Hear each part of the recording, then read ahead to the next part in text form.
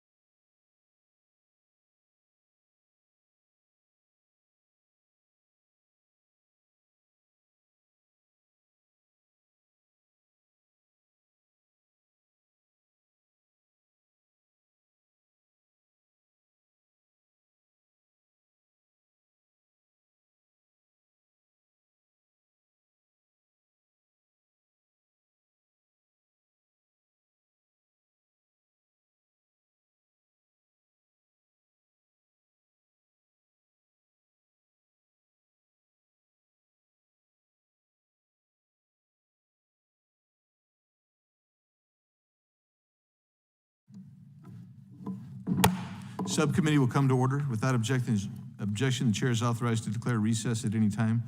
We'll now have the Pledge of Allegiance led by Representative Moore from Alabama.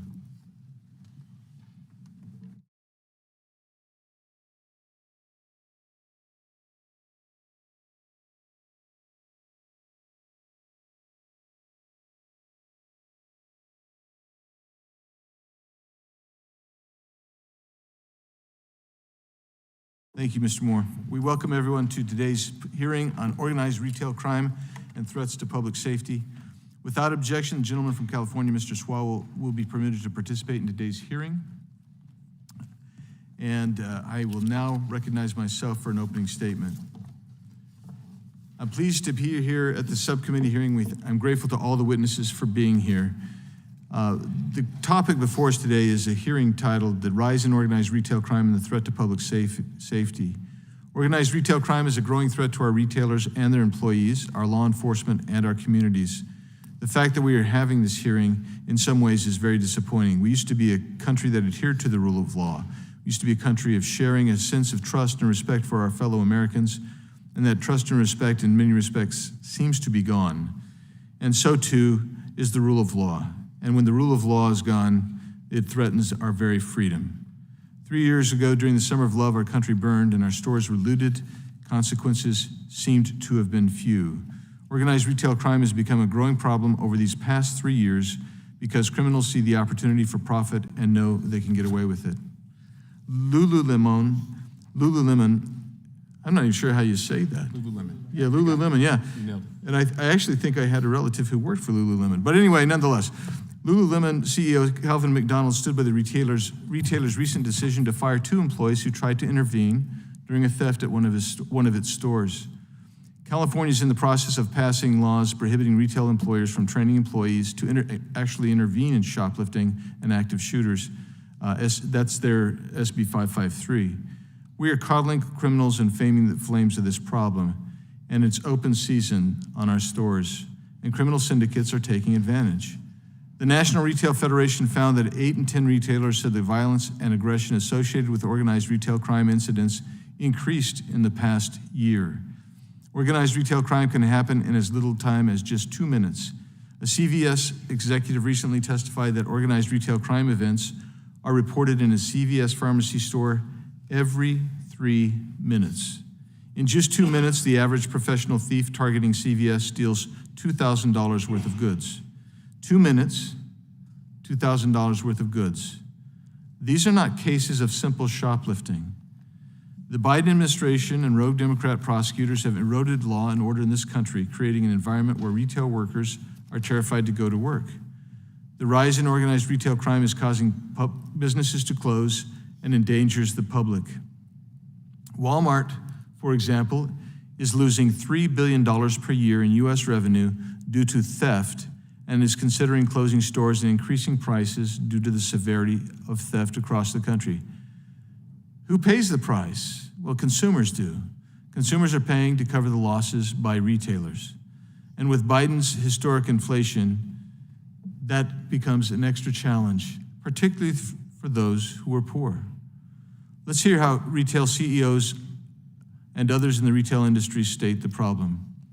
Bob Nardelli, the former Home Depot CEO, stated, "Today, this thing is an epidemic. It's spreading faster than COVID. The degree of severity now, it's not just theft, it's smash and grab. Our associates are afraid. The retail salespeople are afraid. Consumers are afraid. We've got to get control of this. And if the administration doesn't get control of this, they're abdicating it to the businesses, both public and private." Bob Eddy, BJ's CEO, stated, "Organized retail crime is definitely a thing. We see it, and it is material. It is a much more pointed problem in certain places, particularly on the West Coast or places like Chicago or Albuquerque that have blue state or local blue governments that don't really feel like prosecuting crime." We have a poster behind me. Ira Kris, president of Giant Food, has posted this particular message in his supermarkets. You may, quote, "You may notice changes to your checkout experience as you are shopping with us today.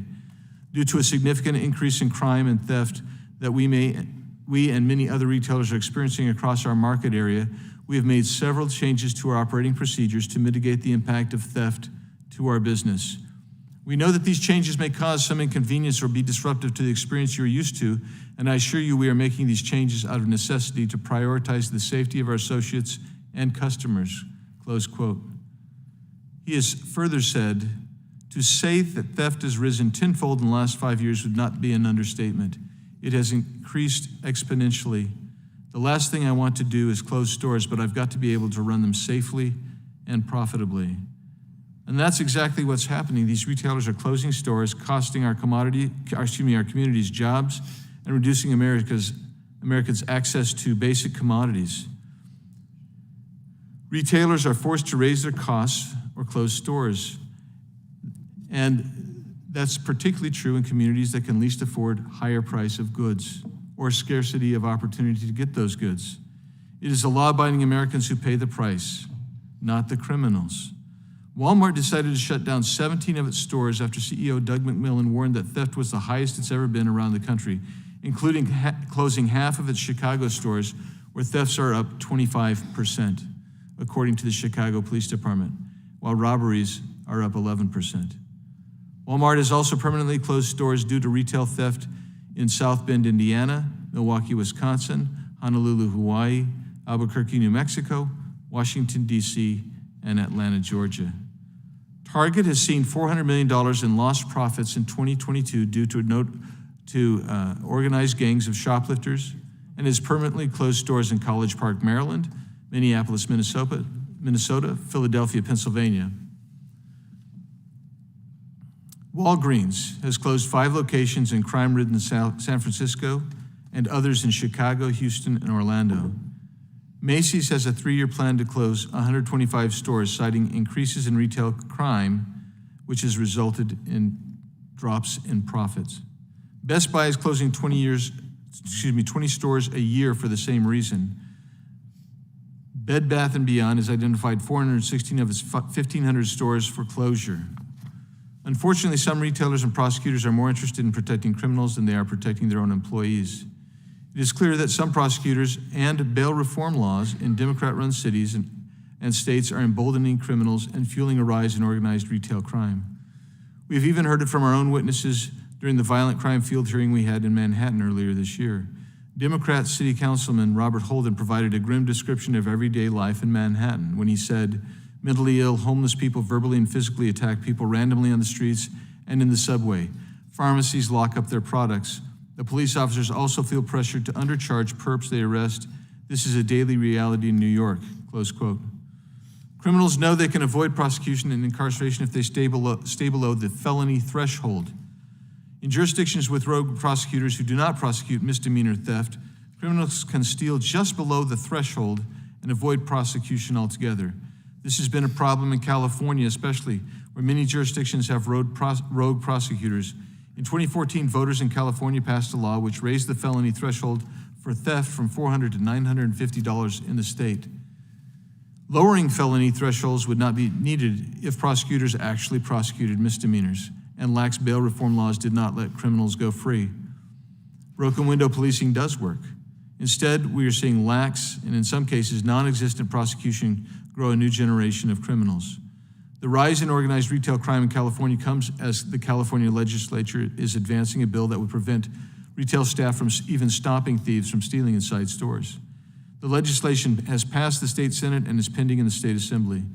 The California Retailers Association panned the legislation as an invitation for criminals to come in and steal. Not weeks after the tragic death of Blake Mose did the California State Senate pass this disgraceful legislation. Employees cannot intervene in crimes, and criminals can steal up to $900 in goods with impunity. So why would you open a store in California? Well, you wouldn't. That's why so many retailers have left these Democrat-run cities. Thankfully, some states are actually stepping up to the plate to combat these violent criminal enterprises. The state of Kansas signed into law Senate Bill 174.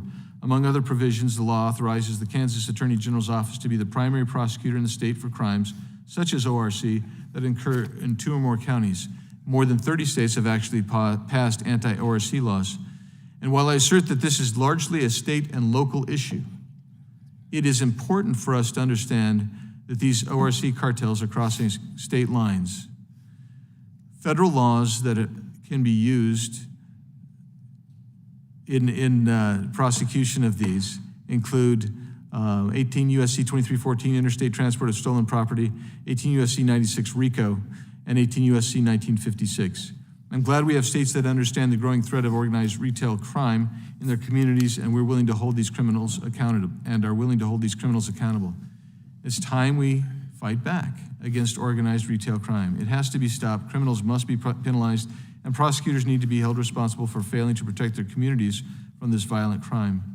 We must restore law and order to our communities and make America safe again.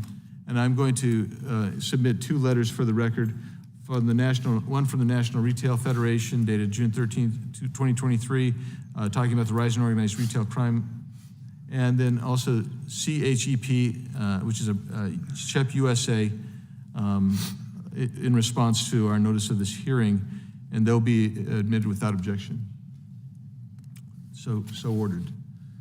And our ranking member is not here. We'll save time for her to speak when she gets in, and I don't see either the ranker or the chair of the full committee. So we'll go. I'm just going to go ahead and introduce the guest and then give you 5. Or do you want to do 5? I do. I'm going to recognize the gentleman from California, Mr. Swalwell. Mr. Swalwell. Thank you, Chairman, and thank you for inviting Miss Moss of Newark, California, who lost her son, Blake, 8 weeks ago today. Miss Moss will tell Blake's story momentarily, but I just want to express to Miss Moss on behalf of the 14th Congressional District and my family our deepest sympathies for the loss of Blake, such an extraordinary young man who was to be engaged, or who was to be married this summer, who we lost at 26 years old, an Eagle Scout, which we know is one of the most elite clubs anyone can be a part of, somebody who anyone who knew him, he lit up their world. And my promise to you is the representative of Pleasanton, California, where his murder took place, is to be an advocate for justice, not only for Blake, and to make sure that justice is served in this case, but that we do address retail crime in this country. And I have worked with our FBI field office for many years about trying to lend more federal resources to local law enforcement so that they can crack down on retail crime. I'll also say, personally, my father was not only a police officer, but when he retired, a loss prevention agent. And I know, what loss prevention agents like Blake encounter every day. And so, again, just on behalf of my office, thank you for coming here. I know it's not easy, but we look forward to hearing you tell Blake's story and make sure that justice is served. I yield back.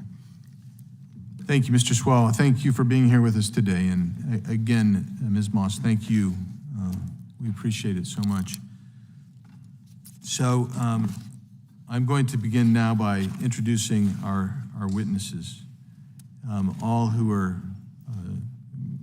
gracious enough to come and testify for this committee in this important issue. The first we have is the Honorable Kris Kobach.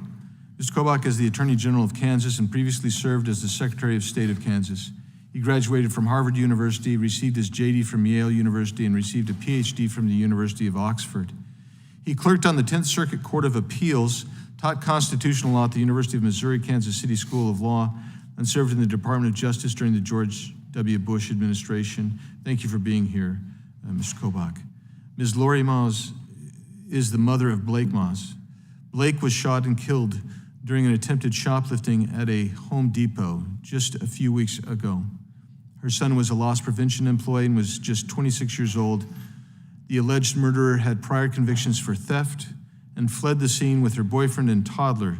She was arrested later by a police officer. And appreciate Mr. Swalwell's kind introduction of you as well. The Honorable John J. Flynn is currently serving his second term as the District Attorney of Erie County, New York. Prior to his election, he worked in private practice as a personal injury attorney and was a lecturer at SUNY Buffalo State. Mr. Flynn served in the Navy during the Gulf War and later in the Judge Advocate General Corps after receiving his law degree.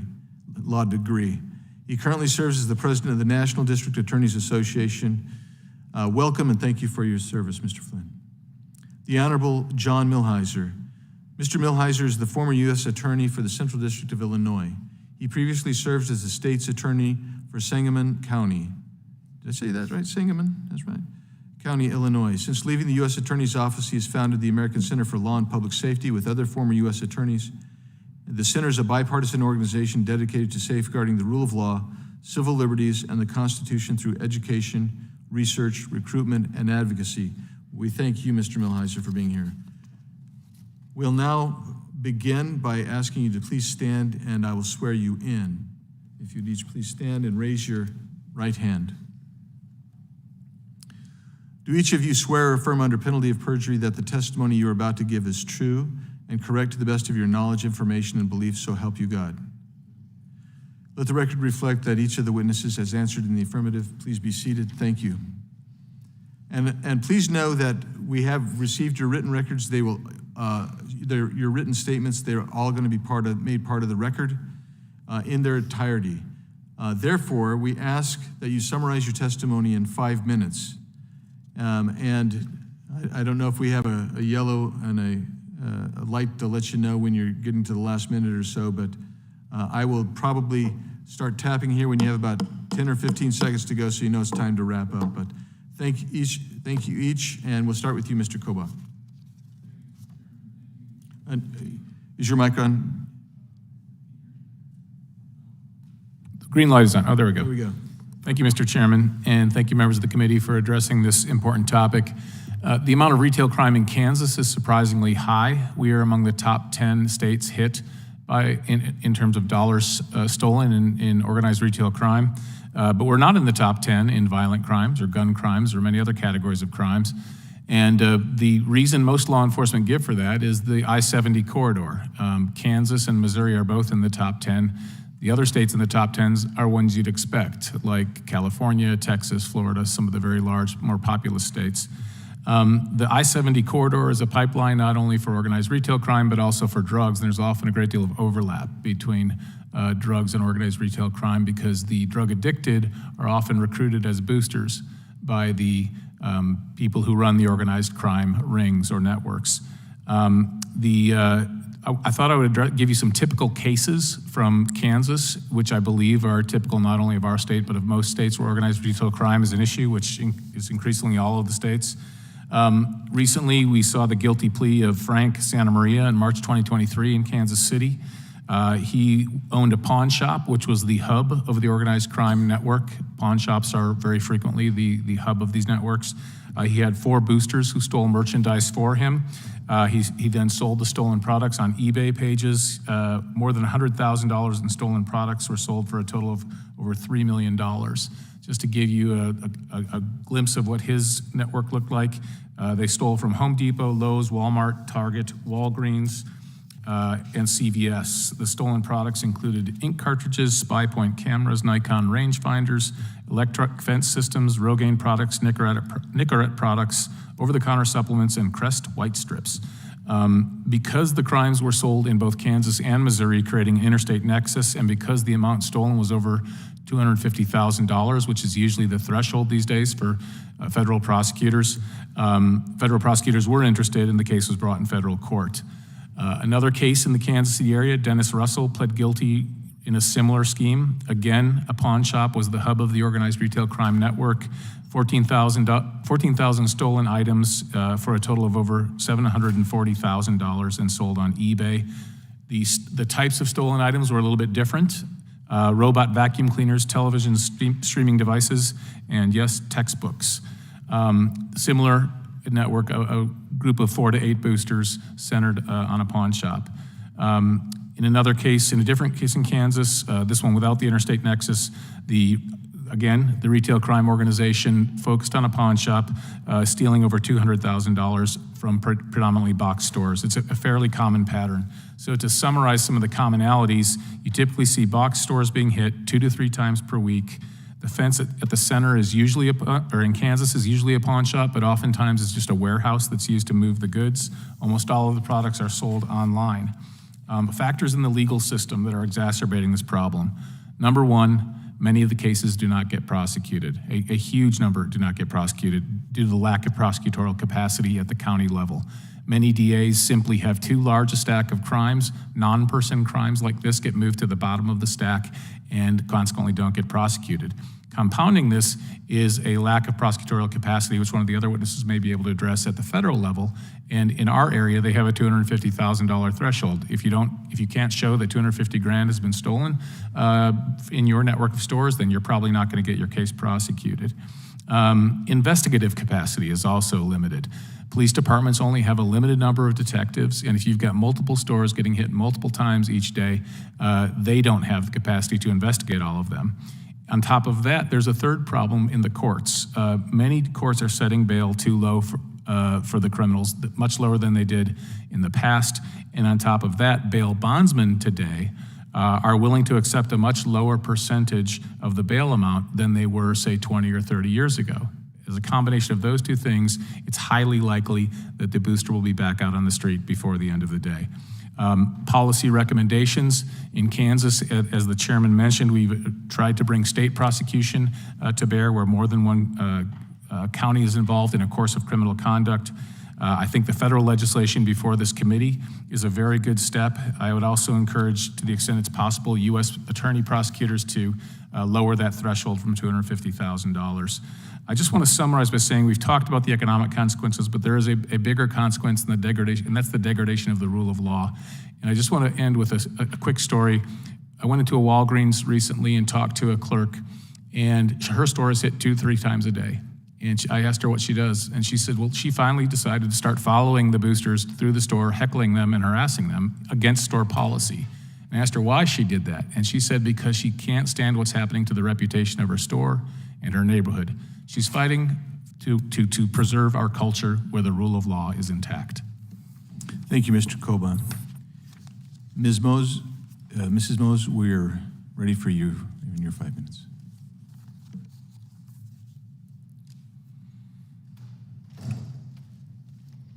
Good afternoon. Thank you for the time. Thank you for taking the time to hear my story. My son is Laurie Mose, and my son's name is Blake Mose. He was born on January 14, 1997, and was murdered on April 18, 2023, at the young age of 26. In my son's short 26 years, he was a chef, an Eagle Scout, a church youth leader, a Newark Police Department cadet, but most of all, he was a friend, a nephew, a cousin, a grandson, a brother, and my son. Blake lived a life of community service, dedicated to fighting for the underdog, and a love for his family. He lived life to the fullest every day, laughing often and giving the best hugs imaginable. In early 2022, Blake became an asset protection associate for Home Depot. He worked to gain additional experience before applying to the Newark Police Department. When I spoke with Blake on our every Wednesday calls, he would tell me about his training at Home Depot. He would explain that he was trained to locate shoplifters within the store, document their actions, track shoplifters through the store, follow them outside and apprehend them. Then he would bring the shoplifters back into the store to complete a theft report, take photos, and then turn them over to law enforcement if required. When I asked my son about the risk of his new job at Home Depot and if he was provided any personal protective equipment, he quickly would tell me no.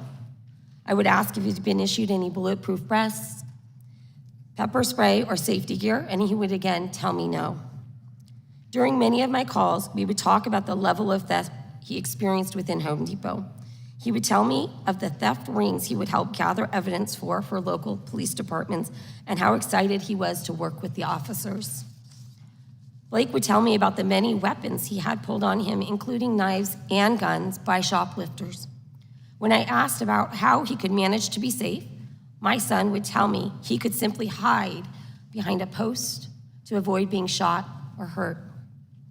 As a mom, my concerns began to grow at the lack of PPE had been issued by Home Depot. All of my concerns and fears were realized by one phone call.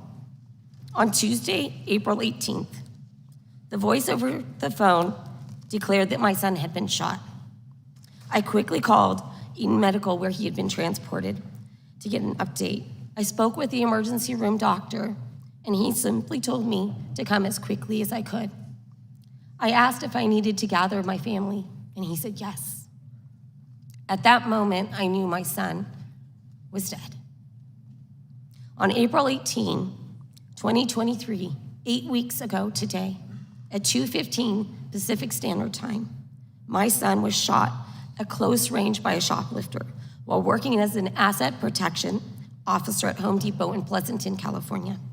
My son and his teammate had been called into action as Benicia Knapp attempted to steal a charger from the tool department. My son encountered Knapp at the back of the store where her getaway driver, David Guillory, was awaiting to flee the scene. According to witness statements, my son took the item from Knapp and walked back into the store. Knapp followed my son back into the store. When he turned around, she pulled out her gun from her purse and shot my son in the heart of all places.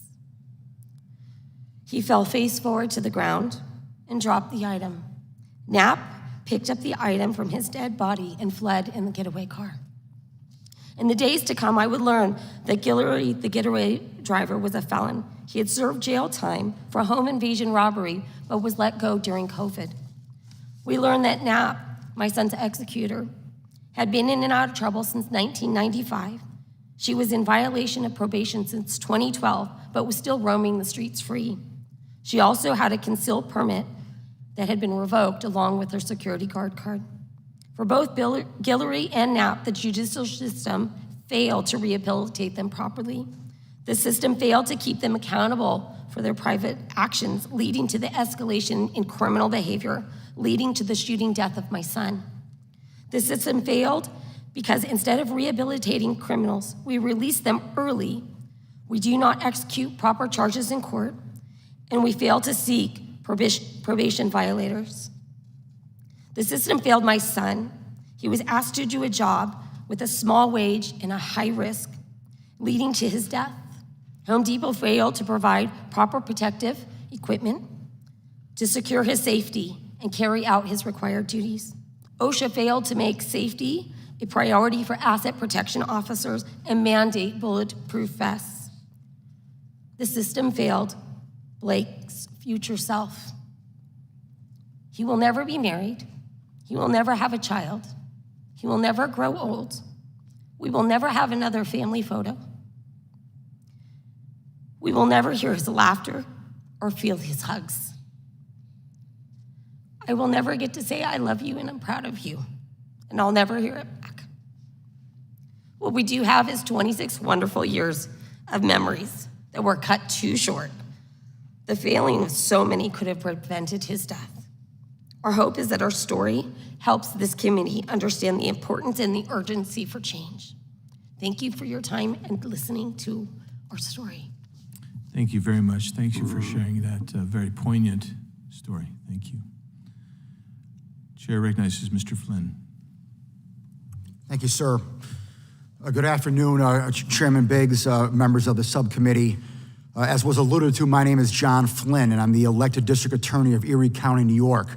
That is the home of Buffalo, New York. I am also the president of the National District Attorneys Association, better known, it's also known as NDAA. NDA recognizes the vital role that prosecutors play in the safety of local communities, including addressing the serious challenge of retail theft and organized retail crime. I appreciate the opportunity to testify today. Let me begin with a couple of statistics to give you the scope of the problem. According to a report by the Retail Industry Leaders Association on the impact of all forms of retail theft, almost $70 billion worth of products was stolen from U.S. retailers in 2019. Connected to that is the cost of federal and state governments in lost personal and business tax revenues, estimated at about $15 billion. These statistics are comprised of large and small, urban and rural communities.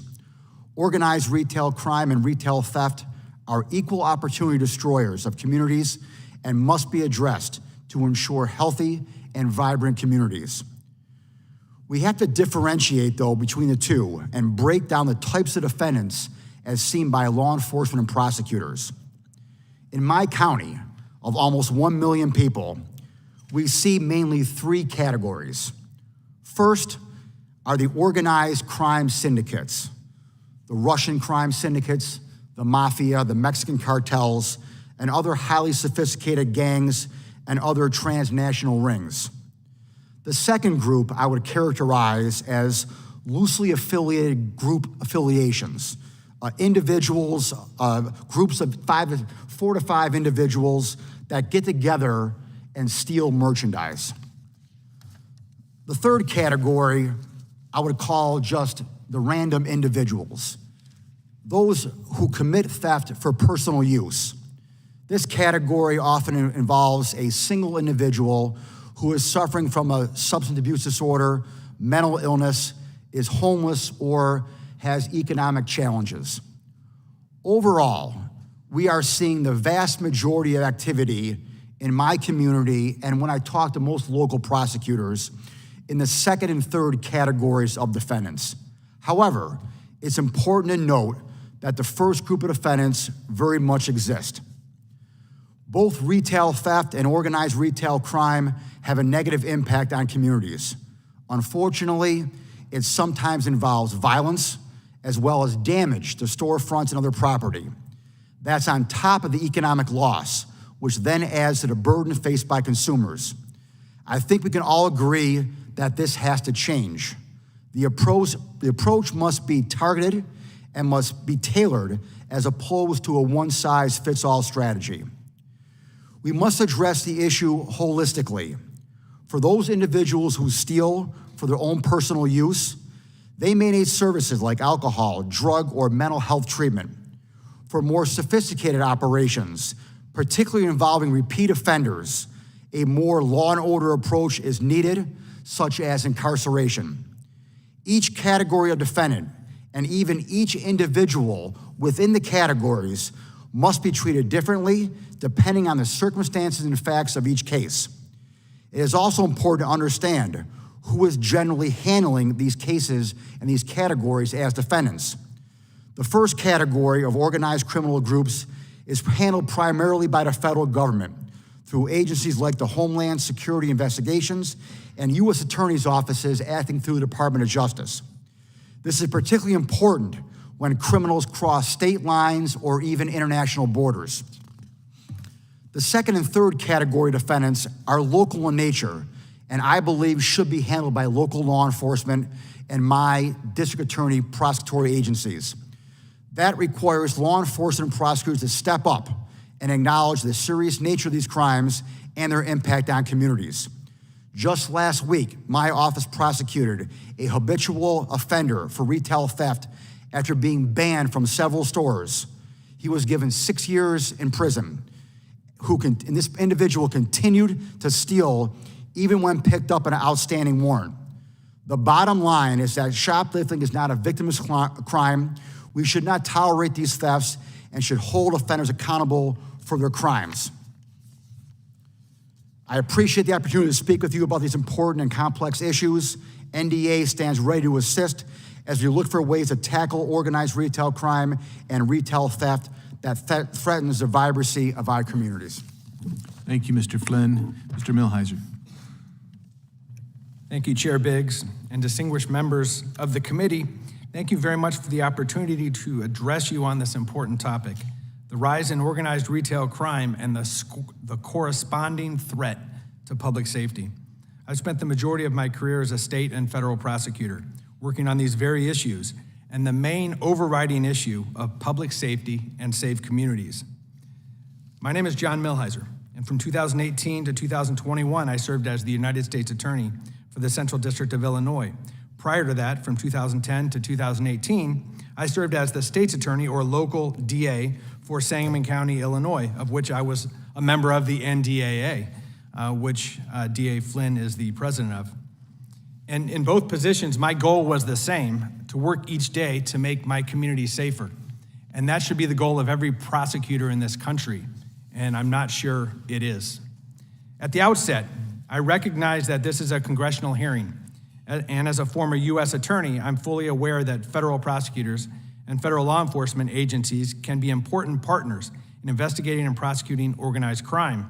However, the bulk of the heavy lifting in prosecuting crime in the United States is performed by state and local prosecutors. The individuals on the front line tasked with keeping our communities safe are the 2,500 or so elected and appointed DAs and their offices around the country at the state and local level. These prosecutors have a tremendous amount of discretion. And unfortunately, as we have seen in some jurisdictions, when they come in and fail to do their job, crime increases. It's a difficult job, but an incredibly important one. To have safe communities, we need to ensure that we have good prosecutors in every jurisdiction in the country. And we need to ensure that these prosecutors have access to the resources necessary to successfully prosecute crimes, which are becoming increasingly more sophisticated. Organized retail crime has both national and international components. It's become a serious problem for nationwide retailers and can be devastating to small local businesses. Organized retail crime is distinguishable from ordinary retail theft, given its large scale and its focus on converting stolen goods to cash through resale or to gift cards through store returns. Theft can occur throughout the supply chain.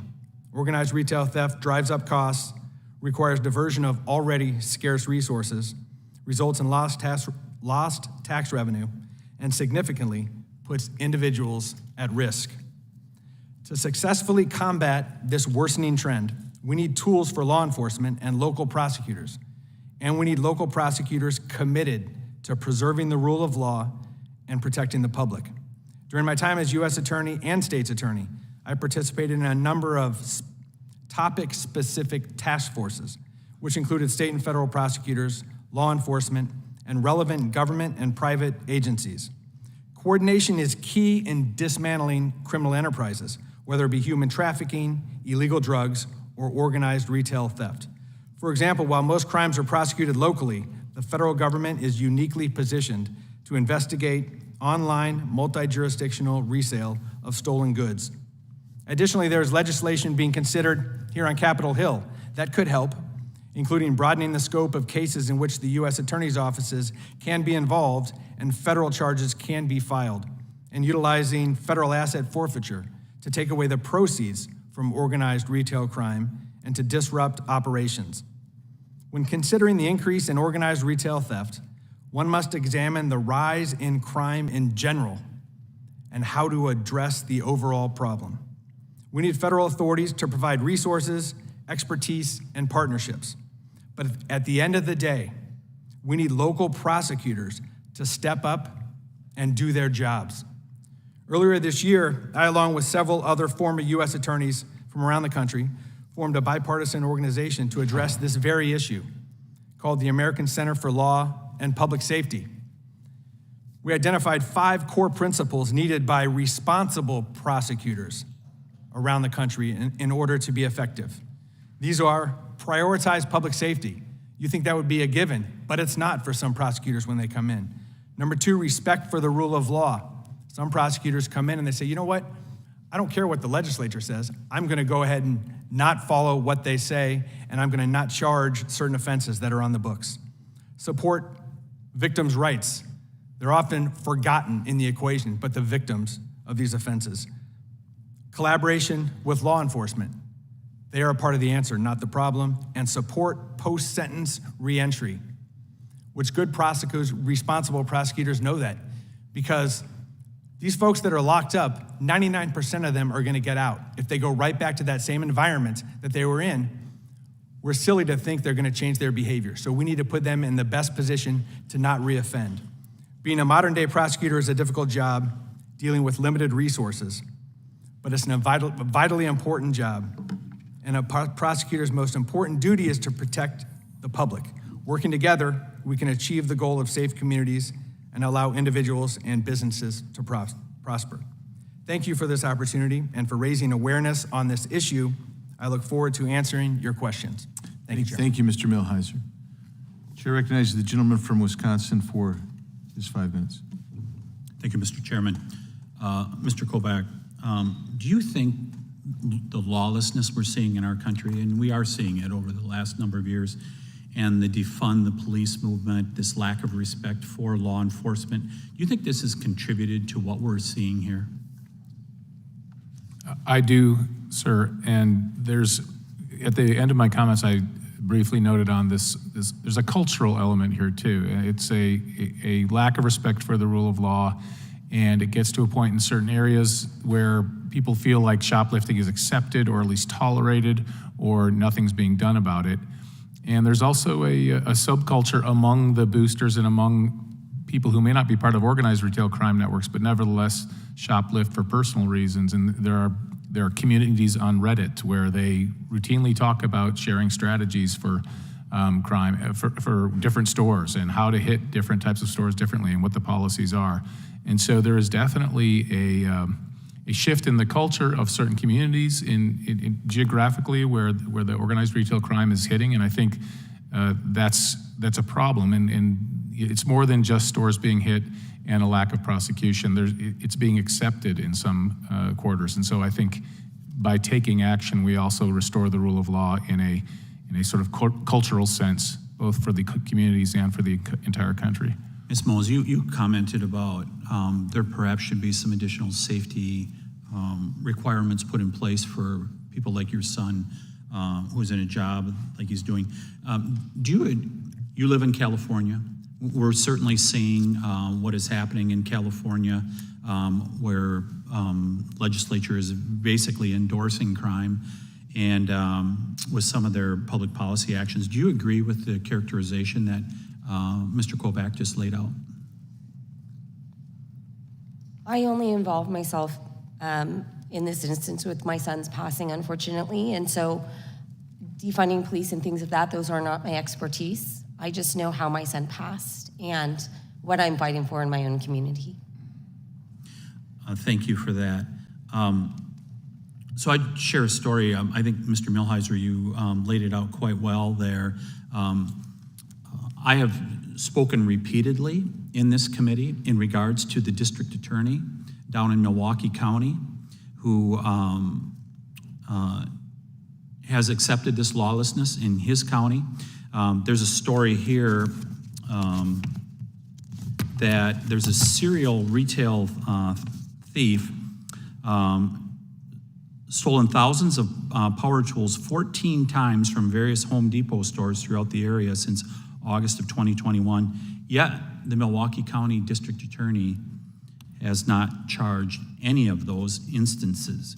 Mr. Chairman, I'd like to enter this into the record, a story from Wisconsin right now, serial retail theft suspect, 14 cases, failure to charge. Without objection.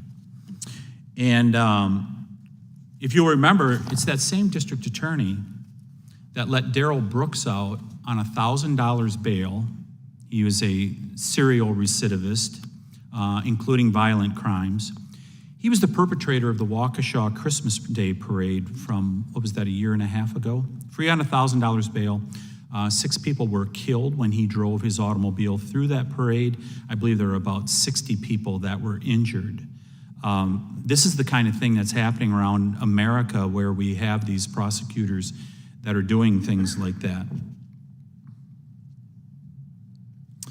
I think we would be remiss, Mr. Chairman, because I think you laid it out quite well in your opening statement about the lawlessness that pervades America. We see it down on the southern border, which we've heard about repeatedly in this committee, where we have a Secretary of the Department of Homeland Security that denies that there's a problem on the border, even in the face of the head of Border Patrol saying differently, that the border is not secure. But we're seeing this lawlessness generally across America. And but I think I would be remiss, Mr. Chairman, in not pointing out that some of the woke corporations that are coming to us now and saying, hey, we need relief, we don't disagree with you, but you need to not fund these activities that are going on in these organizations that are perpetrating some of this crime. I think it's very important that you step up. And also, I would just say to local citizens around America, I know you want to vote for Democrats, that's what you believe in, but when you're in the big cities of America, it is why you're seeing the lawlessness. You need to vote for people who are going to be tough on crime. Gentleman's time's expired. Chair recognizes the gentlelady, Ms. Dean. Thank you, Mr. Chairman. Thank you to all our testifiers for being here today. I'm Madeline Dean. I represent suburban Philadelphia. Montgomery and Berks counties. And so, Mrs. Mose, to you,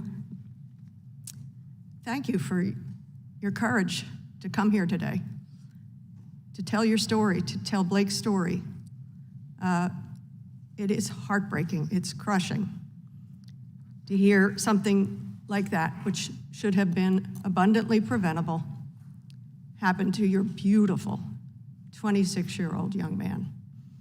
From what I understand, a young man who wanted to go in law enforcement himself, was proud of what he was engaging in. And it comes at a time that, strangely, on the floor right now is being argued about making legal a stabilizer brace to make weapons more lethal at a time in our country when we're struggling with gun violence.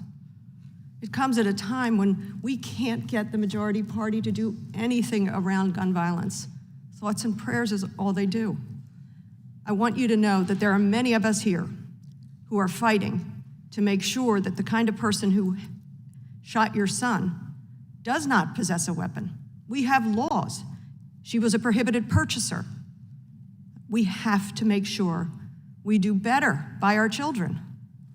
So I wanted to give you a minute to tell us a little bit more about your son, and just to take back to your family our abiding love and sympathy for your unimaginable loss. Tell us a little bit more about your son. Thank you so much. I appreciate your words. They are beyond kind. And when I talk personally about my son versus in a very, eloquent way, the things I think about are the moments we're really gonna miss, our traditions without him, or Thanksgiving prayer that my father hosts that will not host this year, that prayer, because to say the ones we've lost, he now adds to the chain of my grandmother and my aunt. My son is there. And so my son lived the biggest life possible, and everybody he touched is better. I'm better for being his mom. So, and his brother is better for being his brother. There's a blessing in that, but we are very, very sorry. You just have my commitment that we will do everything possible to get our arms around this incredible problem. Retail theft, obviously very serious, but violent crime and gun deaths in this country. When we lose 45, 46, 47,000 people to gun violence every single year in this country. And we have a party that, we tried to have a hearing last week, and no one on the other side of the aisle would give us a hearing room so that victims like you, survivors like you, could speak. We had to go over to the Senate side. So, very interested in retail crime, not very interested in saving lives. I will yield. Ms. Moss, I also want to make sure we recognize your father is a retired police officer, deputy sheriff, is that right? And then became a police chief? Yes, my father, Roy Froome, is seated behind me, and he is my strength today. He is a retired sheriff, and he also went to the FBI Academy here in DC, and has lived a wonderful life and was a wonderful grandfather. And Ms. Moss, can you also tell us, you have this public forum, a forum that you never wanted, but to the prosecutors in this case, I hope they're listening to this. What do you want to see as an outcome?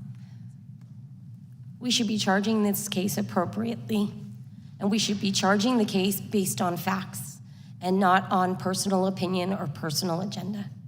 We should be using the judicial system as it should be used, not for personal gain, but for safety of our communities and our children. By not charging the proper gun, which is discharge and death, Benicia Knapp will serve much less of a sentence, and the DA's office is refusing to do so. It's not fair that we have to be victimized again to fight for our child and to fight for justice and the right things to happen in court. Thank you, Ms. Moss. Yield back. Thank you. The time has expired. Now recognize the gentleman from Alabama, Mr. Moore. Ms. Moss, thank you for being here today and sharing your family's personal story. Mr. Kobach, you said something a while ago that when you said a lower bail percentage, you mentioned that in your testimony. Tell me, I've heard of being soft on crime, but how is that impacting people getting back out, and why a lower bail percentage? If the bail bondsman is accepting a much smaller percentage, say 10% or 5% of the bail amount, and the bail amount itself is very small, then these boosters may be able to get out on bail for only $1,000 or even less. And so that results in them being detained for a very short period of time, and that they can go right back to doing what they were doing. So in a situation like that, they would be back in a Lowe's or a Home Depot rather quickly once that decision is made to turn them back on the street. Right. Is that because they're soft on crime, that the bail bondsman knows, and in fact, that there's probably not going to be a prosecution and they're not going to jump? No, I think it's, I would say that, this is occurring in jurisdictions in my state that are certainly not soft on crime, and the prosecutors are not soft on crime at all. It's just that the judges, there's been a trend over the years in many states where there's no political dynamic going on, but the bail amounts are being set lower.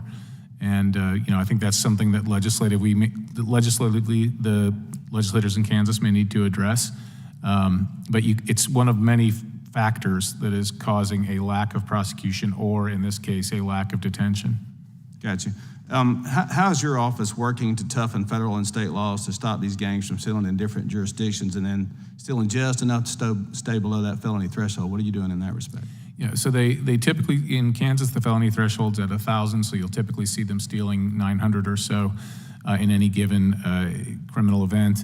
And the prosecutors note this, and as I said before, they've got a stack of cases, and if there's no person felony, it's only non-person felonies. They tend to fall to the bottom of the stack, and I'm not blaming local prosecutors. There's a shortage of criminal prosecuting attorneys across the country.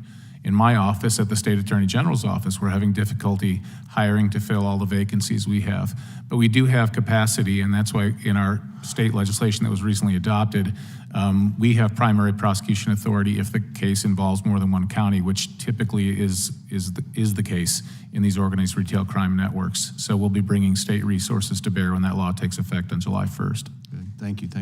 Mr. Milhiser, what's happening in communities where the prosecutors fail to apply the laws? What are you seeing? You mentioned that in your testimony about you've got certain prosecutors that have just decided not to apply the law in the book, whether we change the law or not. If it's not applied, it's very ineffective for us to pass law after law, whether it be gun laws or drug laws or whatever the case, if in fact they're not prosecuted. What's going on in those communities, Mr. Milhiser? What we've seen, and it's pretty uniform around the country, in jurisdictions where I call them so-called progressive prosecutors, because a progressive prosecutor is not in and of itself a bad thing. It could be a modern prosecutor that looks at diversion courts and specialty courts, all things I put in when I was the elected DA.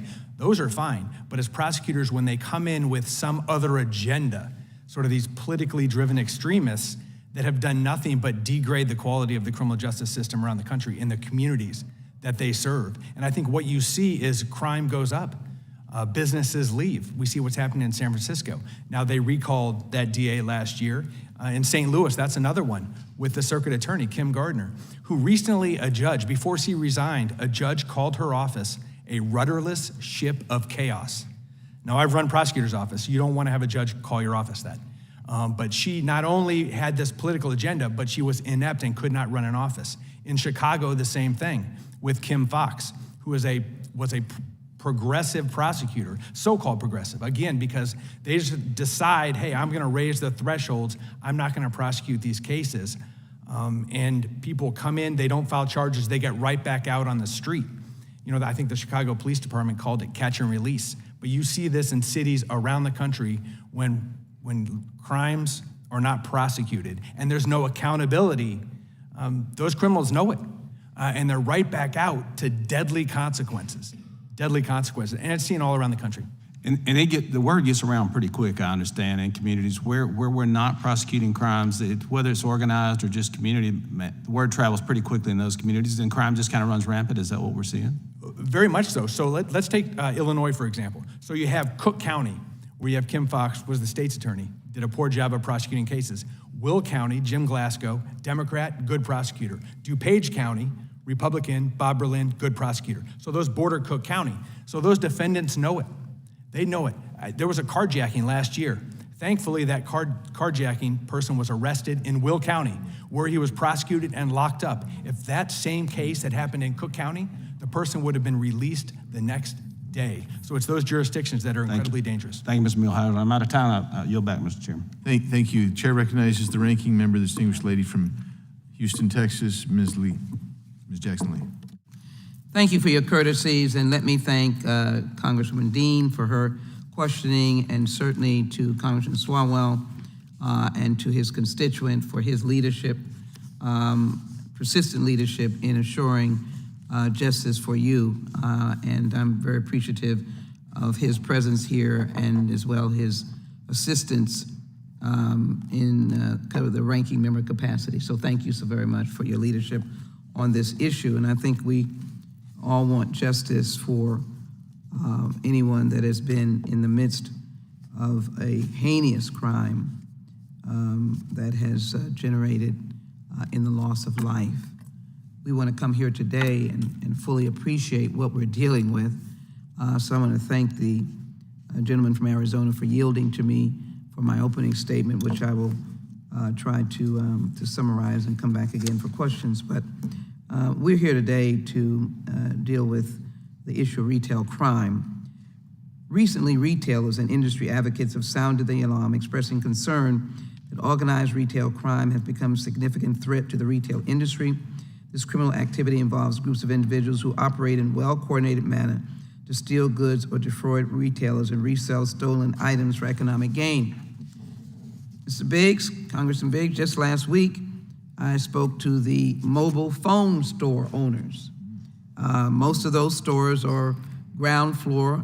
All of them are ground floor. They're in shopping centers, strip centers, etc. And there's nothing like, I guess the terminology is break the glass and grab. It's something else that smash and grab. Thank you so very much. And they were speaking of that, and I want to listen to them because that is heinous. It is an economic crime, but it's also violence and threatens the potential of people's lives. Smash and grab. We're not here to support that. It is a multi-billion-dollar enterprise, and I want them to know that I'm listening to those constituents in Houston who have businesses that are subject to that kind of crime, that evolves and adapts to the latest technological trends within the retail industry and among consumers and inevitably results in higher prices at the cash register. Social media and news reports are replete with videos of flash mobs rushing into stores and overwhelming and sometimes assaulting employees and leaving with bags and armfuls of goods, mostly these retail items that from clothing to jewelry to phones, etc. While these anecdotal accounts are alarming, the federal role in deterring these crimes should be made clearer because it seems unclear.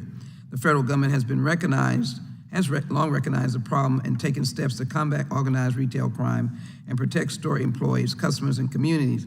Cooperation between retailers and federal and state law enforcement agencies through task forces and partnerships has been crucial in addressing these crimes and promoting public safety. For example, the FBI's Cleveland field office partnered with the Retail Industry Leaders Association and state and local law enforcement agencies to share expertise, intelligence, and resources to identify, investigate, and prosecute those who perpetrate these crimes. Over the past 3 years, Homeland Security investigation has tripled the number of cases it is investigating. Last year, HSI, Houston, and the Houston Police Department, who I applaud, arrested 8 people and seized nearly 2,000 stolen electronic devices, which is very likely the device of choice, valued at approximately $1.8 million as part of a joint investigation into a $65 million transnational organized retail crime operation suspected of smuggling stolen cell phones and other electronic overseas and laundering the proceeds. The FBI, the Secret Service, and Department of Homeland Security have all increased their efforts to investigate and prosecute retail crime because it's a domestic, national security threat, and it connects internationally. Even in spite of the efforts of law enforcement to address this activity, the issue of understanding the prevalence of organized retail crime persists. largely due to a lack of consistent and comprehensive data. If I support legislation, that'd be one of the aspects of determining what is the level of this type of crime. Data gives us a pathway to solution. And while various retailers, retail organizations, law enforcement track retail theft, there is no uniform definition of organized retail crime or a standardized method for tracking such crimes, which makes it difficult to ascertain the full scope of the problem and formulate a targeted response. Compound the inconsistency in data collection with retailers' reluctance to report the full extent of crimes committed in their stores, and lawmakers such as ourselves are left with little information that we can use to determine how Congress can help.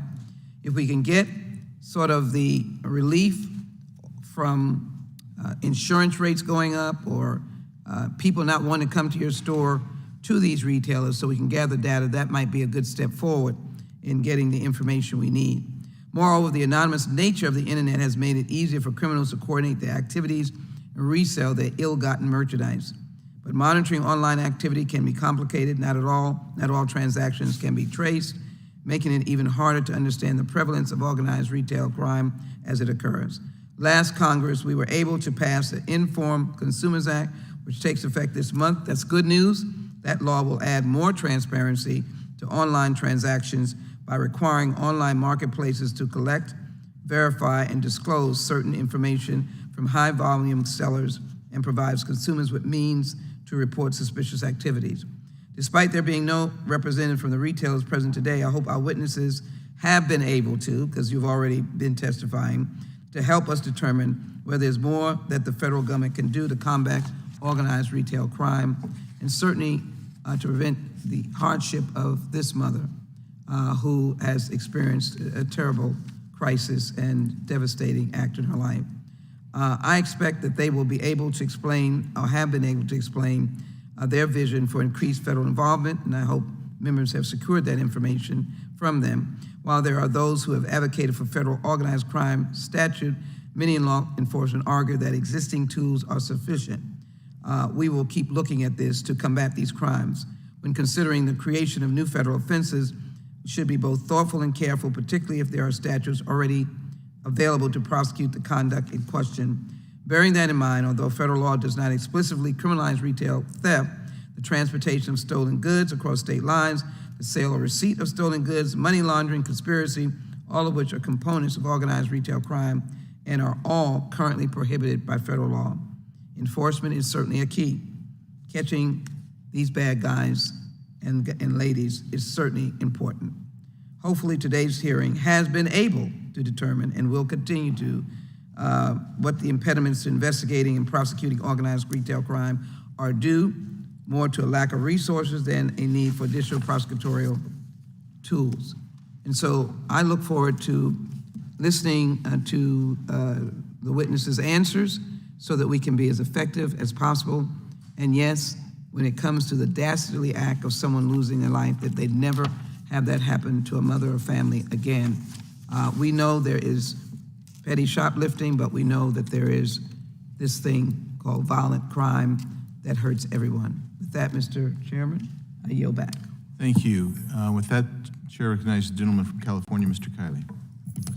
Thank you, Mr. Chair, and thank you for organizing this hearing. We need to make crime illegal again. And I'm encouraged by the comments of the ranking member, which made reference to these flash mobs and the smash and grabs, which shows there's a bipartisan interest in doing just that. I'm from California, the state where this decriminalization agenda is perhaps in its most advanced stage. And to see the perils of it, you need look no further than what's going on in San Francisco as we speak. Just yesterday, Mr. Chair, Westfield Mall, the famous Westfield Mall in downtown San Francisco, announced it's surrendering the property to its lender, citing the difficult operating conditions downtown. Almost every day, we're learning of new businesses that are closing in San Francisco. In just the last few weeks, that includes T-Mobile, Old Navy, Nordstrom, Whole Foods, Anthropologie, and many more. The population is dramatically declining in the city as well. In fact, it's declining faster than any major U.S. city in United States history, faster even than Detroit when it went bankrupt. If you walk around parts of San Francisco, the conditions are truly horrifying. It's utter lawlessness. The subway system, public transportation is on the verge of collapse because of many reasons, one of which is people simply don't feel safe riding. And indeed, the governor of California, Gavin Newsom, has even said he is sending the National Guard into San Francisco to restore order. Now, that seems to be a stunt because we haven't seen much action yet, but even he recognizes the situation and how dire it is. And CNN just did an hour-long special titled, "What Happened to San Francisco?" And so to answer that question, what happened, I think we can look at a few things. Number one is the laws that have been passed. Number two is the approach to law enforcement. And number three is the role of prosecutors. On the first count, when it comes to the laws, the chair mentioned Prop 47, which is one of many laws that have been passed in California that have in very ill-calculated ways lowered criminal penalties. This initiative passed in 2014, and yes, it was approved by California voters, but they were misled as to what they were voting for. This initiative was titled by its supporters the, quote, Safe Neighborhood and Schools Act. And it lowered the threshold for a felony to over $950. And so you see people who just again and again and again go and steal below that threshold, and there's no consequence, and the retailers don't even report what's happening. And now, as the chair mentioned, there's even legislation to stop the stores from trying to stop this from happening. And to the point that one of the witnesses, Mr. Milhiser, made, which is that these policies are not truly progressive in any meaningful sense of the word. One of the other things that Prop 47 did is that it took away penalties for drug possession, which basically eviscerated the drug court system in California because prosecutors no longer had leverage to encourage offenders to go into drug treatment. And so that's the perverse irony, is that laws like Prop 47 have both eroded public safety and compromised the capacity of our criminal justice system to rehabilitate offenders. There have been many other laws along these lines. Prop 57 passed. That used another trick, which is to classify offenses as non-violent, even though they're often quite violent, and then they tell people that's what they're voting for when obviously it's something much different. You've had this governor and his predecessor have released tens of thousands of people early under the banner of executive authority. You had what was known as realignment, where prison populations were shifted into county jails, which aren't built to deal with those sorts of offenders, and the list goes on and on and on. And then at the same time, you had jurisdictions like San Francisco that chose to defund police departments. Now, a lot of that has been reversed now because they realize what a disaster it was, but the damage has been done in a lot of ways, and you still have police departments throughout California that are having a very, very difficult time with recruitment and continue to be understaffed because of this anti-law enforcement message that came from some of our state's leading politicians. And then finally, you had in places like San Francisco and Los Angeles, these so-called, I'll adopt that terminology, progressive prosecutors, the really political prosecutors who came in with an agenda and refused to even enforce the laws that were there. But here's the big takeaway from all of this, which is that this decriminalization agenda is massively unpopular in California. The district attorney of San Francisco was overwhelmingly recalled from office. By the way, the Trump-Pence ticket got 12% in San Francisco. This isn't some conservative bastion. You've had dozens of city councils have issued votes of no confidence against George Gascon in Los Angeles. And California voters overwhelmingly say crime is a major problem. And at this point, they favor repealing Prop 47 by 2-1. So I thank the chair for this opportunity to issue this warning to other jurisdictions not to follow the California example and to marshal whatever federal support we can to make up for the reckless policies of our state's politicians. Thank you, and I yield back. Gentleman yields. Chair recognizes again the ranking member from Texas, Ms. Jackson Lee, for her 5 minutes of questions.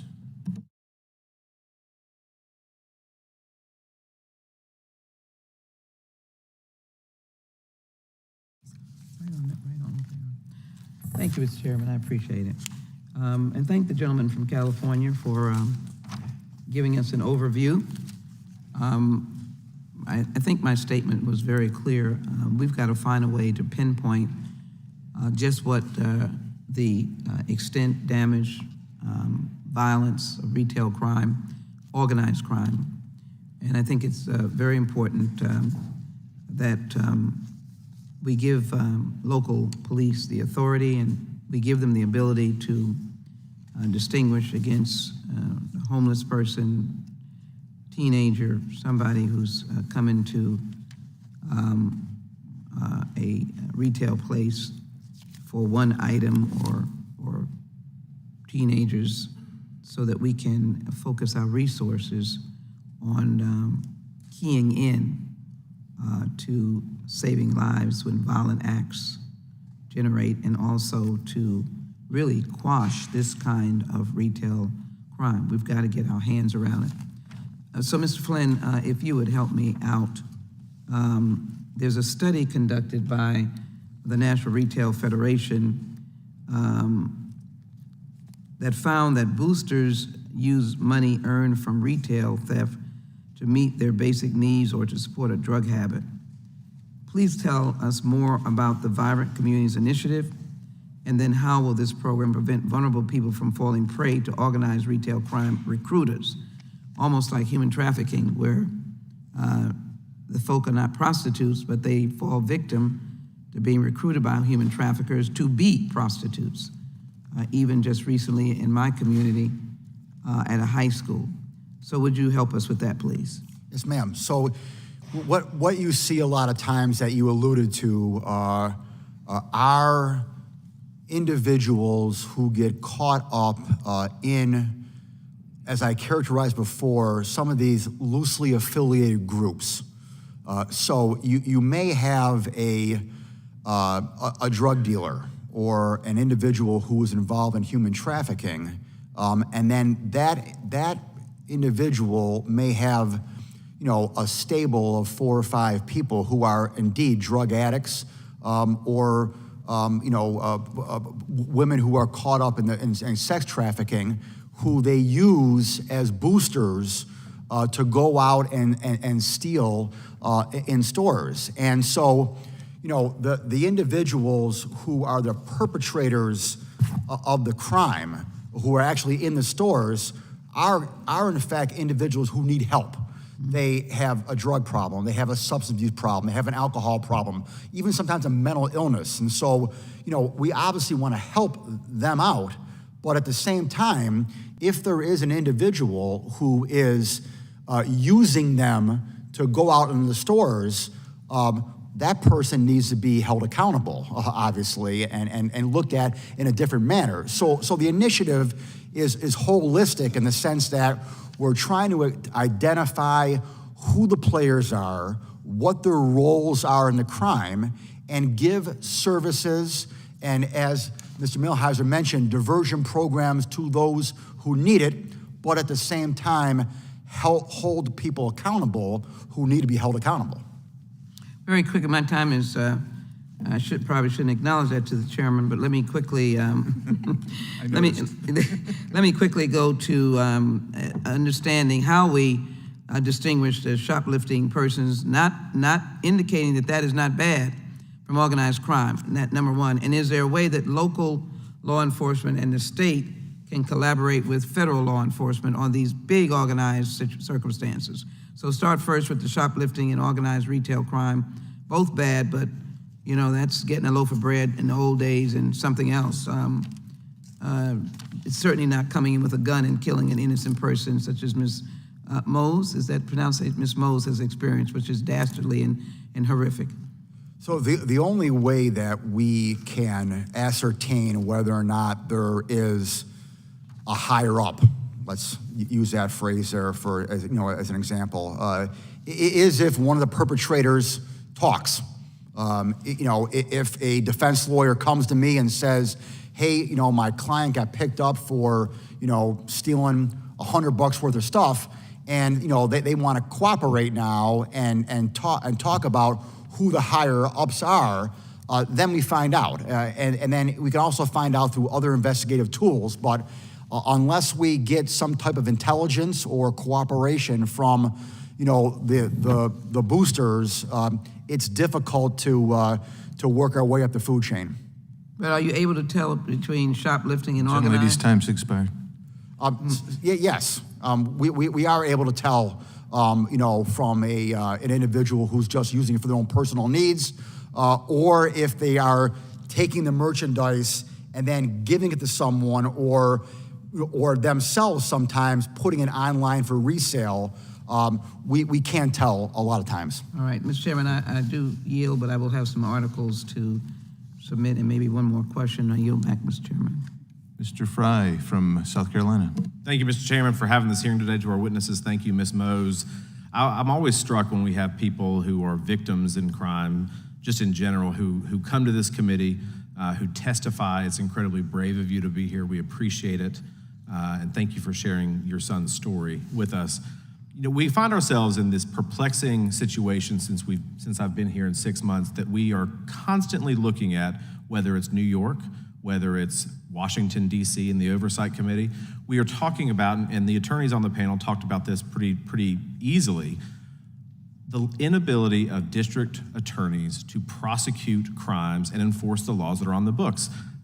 We even had, in the case of New York, we even had Democrat city councilmen saying that the district attorney was refusing to do his job, and it has increased crime on the streets. And of course, we talk about, in this case, organized retail crime, and the criminals are winning in our society right now. They really are. There's this wide gulf that exists, that we want to play footsie and we want to play cute with law enforcement, but people are suffering, businesses are suffering, families are suffering. Just in the district that I represent, the Myrtle Beach Police Department, just a few years ago, along with federal agents, had a task force that opened an investigation into organized retail crime. An estimated $24,000 worth of new in-the-box merchandise, headphones, Roombas, power tools, 9 rifles, 7 shotguns, an ATV, another ATV, a John Deere lawnmower, Easy Go golf cart, 7 trailers. This is just a drop in the bucket, and this is just in Myrtle Beach, South Carolina. We see this time and time again, and that's the problem, is that I think you guys hit on it very easily, which is these things happen, and criminals think that they have a carte blanche invitation to continue doing these things because there are no repercussions for the actions that they do. Attorney General, I want to turn to you real quick. Last year, Congress passed the Informed Consumers Act, requiring online marketers to verify the identities of the majority of their sellers. We know that stolen goods appear in these marketplaces in large quantity. We hear from retailers constantly. The Inform Act goes into effect at the end of this month. How would this law help your office be more effective in prosecuting ORC cases? I think the act will help. The majority of goods these days are being sold by the fences online on these various marketplaces online. So requiring a higher level of certainty and knowing your supplier, I guess would be the right way to put it, is certainly going to help. And indeed, most of the criminal lead, well, I won't say most, many of the criminal leads that prosecutors do get are in the actual selling of the good online, and using a number of methods to determine that this is likely the same good that was stolen from a Home Depot a month before or whatever. So the more we can learn about the transactions and those who are selling the goods online, the more tools we will have in the toolbox to bring these prosecutions, which need to be brought. If we prosecute more cases, it's not rocket science. The problem will diminish if we increase the amount of prosecution. And in your office, do you coordinate right now with retailers on implementation of this to better understand how this new tool will build opportunities to prosecute these cases? We coordinate with retailers a great deal already, and we have not discussed this new tool yet, but I'm sure that we will be. The retailers are actually a very good source of information. And like Mrs. Mo's son, many of them have individuals whose sole job is to keep track of and try to deter and diminish the in-store thefts. So the retailers are an invaluable source in prosecuting. Thank you. And just briefly, part of this, I look at this issue, part of this is maybe like Lululemon fired their employees for going after somebody who was stealing, right? So there's some corporate issues that are related to this. Part of this is the inability of district attorneys to do their job, quite frankly, and prosecute cases.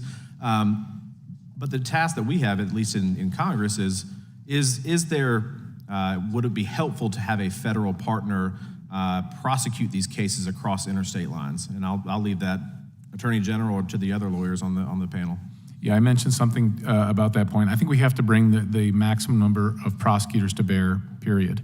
And that means reducing the threshold. Right now, there seems to be, at least in the middle part of the country, a $250,000 threshold before the prosecutors will be, in the U.S. Attorney's offices, will be interested. It would be better if they would be interested in interstate cases at a lower level. In my state, we're bringing state prosecutors to bear, so the burden doesn't just fall on county attorneys and district attorneys. And I think, resources to hire attorneys at all levels are important. We need more prosecution to occur. Thank you, Mr. Chairman. I'm out of time. I yield back. Thank you. The ranking member has some documents she wants to admit to the record. Thank you, Mr. Chairman. I ask unanimous consent to submit into the record, number one, a statement from Trevor Wagner, Chief Economist and Director of Research for the Computer and Communications Industry. Ask unanimous consent. Without objection.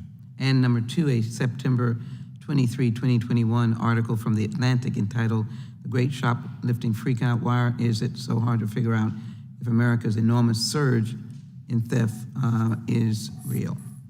Ask unanimous consent. Without objection, and now recognize the gentlelady from Florida, Ms. Lee. Thank you, Mr. Chairman. Florida is one of nearly 36 states that have passed organized retail crime statutes. And we've actually gone one step further by launching something called FORCE, which is the Florida Organized Retail Crime Exchange, a task force and database for police, prosecutors, and retailers to work together to to identify organized retail theft rings. And it's been our experience that communication among stakeholders, the private sector, law enforcement, both public and private, is really a key part of identifying and combating these violent and costly crimes. And I would like to start with you, I want to get it right, is it Milhiser? All right. Mr. Milhiser, I know you too have a significant background as a former federal prosecutor, and you had mentioned this in your testimony, the same concept. Would you please elaborate on your experience and your observation on how those private partner collaborations with federal law enforcement agencies can be an important part of really combating this problem? Right. Well, there are examples that have been successful. If you look at human trafficking, drugs, OSADEF, when we attack kind of the gang problem and the cartels coming in from Mexico. So the best way to attack it is to have as many people at the table all kind of pulling their weight and doing their job. So we need the local prosecutors there to prosecute oftentimes the bulk of the cases, but then also the federal prosecutors there to get involved too.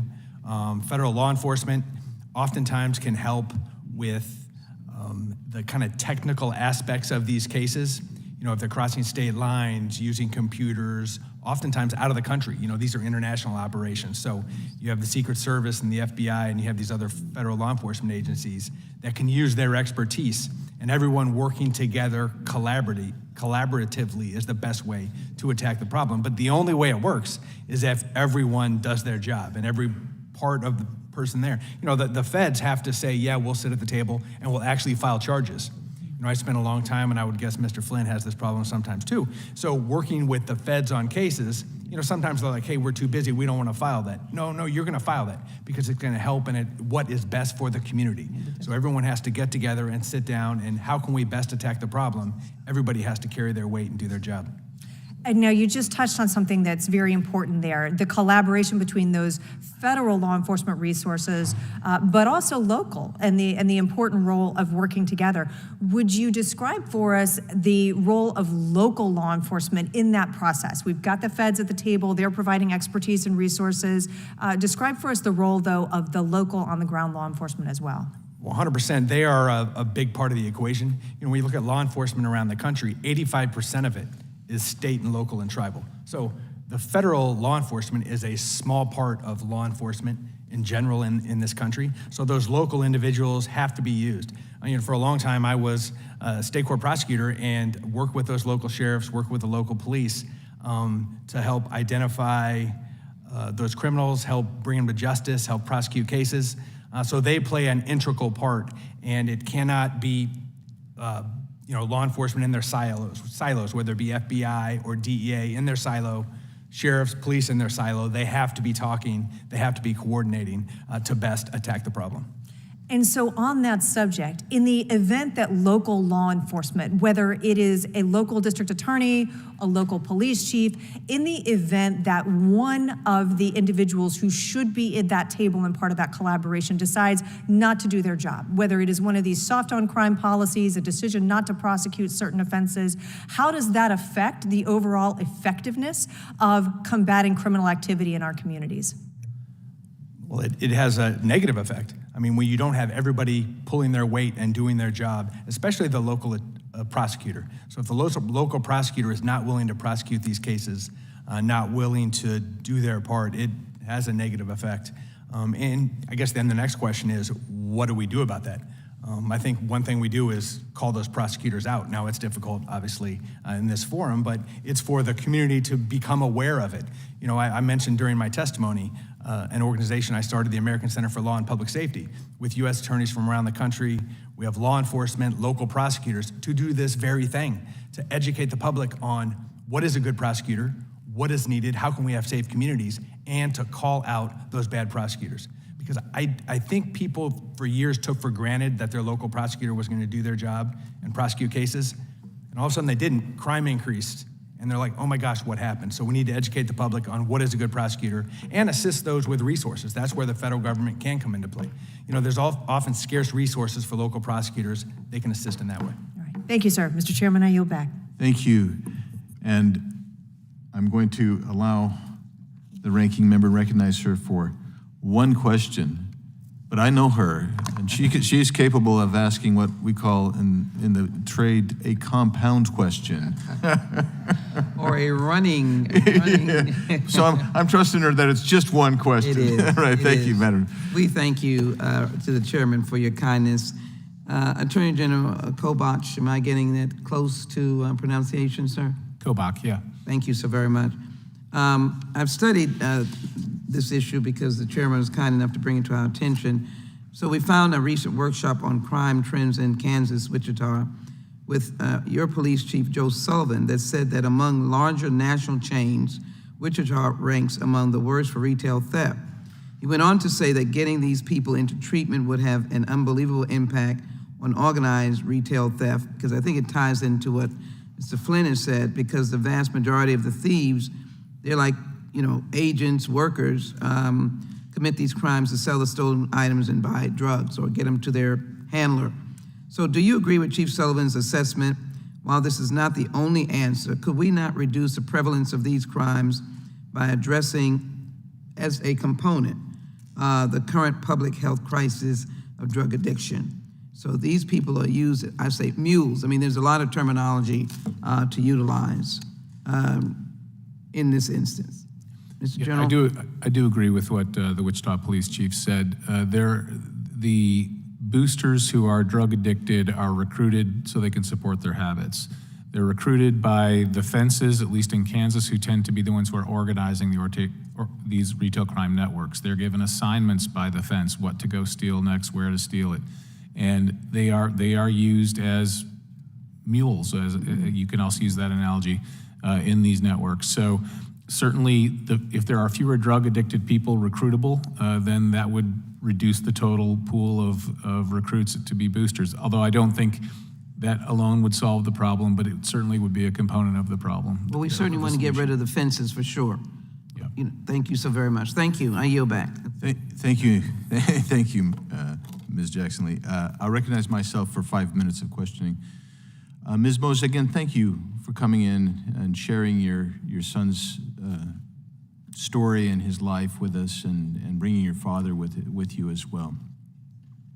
I just want to make sure that everyone knows, I want to make clear the individual who murdered your son was, if I understood you right, was on probation and had been on probation for more than 10 years. Is that fair to say? My understanding was that her probation had been revoked and she was in violation as of 2012. I'm sorry, not revoked, but in violation of, and she was out on the street. I see. And say, is a similar situation with the getaway driver? The getaway driver had been incarcerated for a home invasion robbery, and was released during COVID in the California's attempt to reduce inmates. Well, thank you. And you had described it correctly. It was a system failure. There was a law on the books. She was not to be a possessor. Somehow she had a gun and she used it violently. I mean, that's a system failure in my opinion. And we hope that we can learn and go forward and change the system where we need to make changes. Thank you for sharing that. I want to get to something that you testified to, Attorney General Kobach, and it's right on my experience with other things, and that is you talked about the threshold. For instance, the U.S. Attorney saying if it's an interstate transport of thefts, stolen goods, it's $250,000. In Arizona, the U.S. Attorney has basically said they're not going to charge, for instance, mules carrying pot unless they're carrying several hundred pounds in the desert and they actually still have it on their person when they're apprehended. How does the raising of those thresholds impede the actual enforcement of our law? It certainly does, and it's amazing. I think one of the things that has surprised me about all this is how savvy and how quickly informed the organized retail crime networks are. They learn very quickly where the thresholds are. Now, some of them are statutory thresholds as to where the felony level is, but they will learn what they can get away with. And in an interstate case, that's where the feds could come in and help.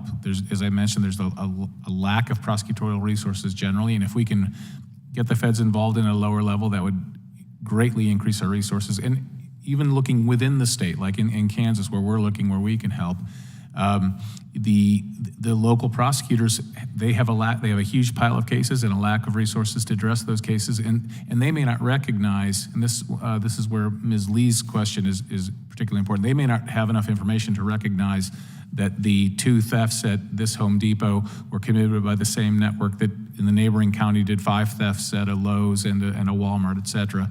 And so by having this information sharing, which we're doing in Kansas through the Kansas Bureau of Investigation, we can put 2 and 2 together, connect the dots, and realize that this isn't just a theft of $900 at one store. It's part of a much larger network that's stolen $200,000. And that gets the attention not only of local prosecuting attorneys, but certainly that's where our state resources come into play as well. So I am intrigued by the notion that there are different levels. I agree with that, having been in the judicial branch, actually I prosecuted some shoplift cases. They were we rarely saw an organization, we saw small single one-offs, but now we see these organizations. I would venture to say that not every booster is actually necessarily a drug addict. They're engaged, some of them are engaged in criminal conduct. I wanted your opinion on that, Mr. Milhiser. Well, I mean, I guess to follow what Ms. Jackson Lee said, when we talk about whether it's somebody that's homeless, there's all kinds of issues that these individuals that are arrested have. Homeless, substance abuse. When we let them out of jail or prison, we need to, as a society, and as a good prosecutor does, put them in the best position not to reoffend, right? We want to reduce recidivism. And what is a recidivism rate? Right? Oh, it's incredibly high. I mean, I think we would all say that it's more than half. They get out and they reoffend, especially if they go back to that same environment they were in. I mean, they're going to reoffend. So what do we have to do? We have to look and say employment, housing, substance abuse, mental health treatment. Those 4 things. Look at that and what can we do? And that's where we talk about collaboration. It's not just law enforcement. It is other government services. It's not-for-profits. It's all those individuals in a community that can help when these individuals get out to keep them crime-free. Well, thank you. I again thank the witnesses. My time has expired. I appreciate every member of the committee being here and participating. And again, this is a real serious issue that needs, in my opinion, continued elevation of notoriety so people will respond, particularly at the state and local levels. and the federal level we have the things we should be doing, but we certainly want to encourage our state and local levels whose resources are stretched thin to actually enforce the law and really help out here. But thanks again for being here. With that, we are adjourned.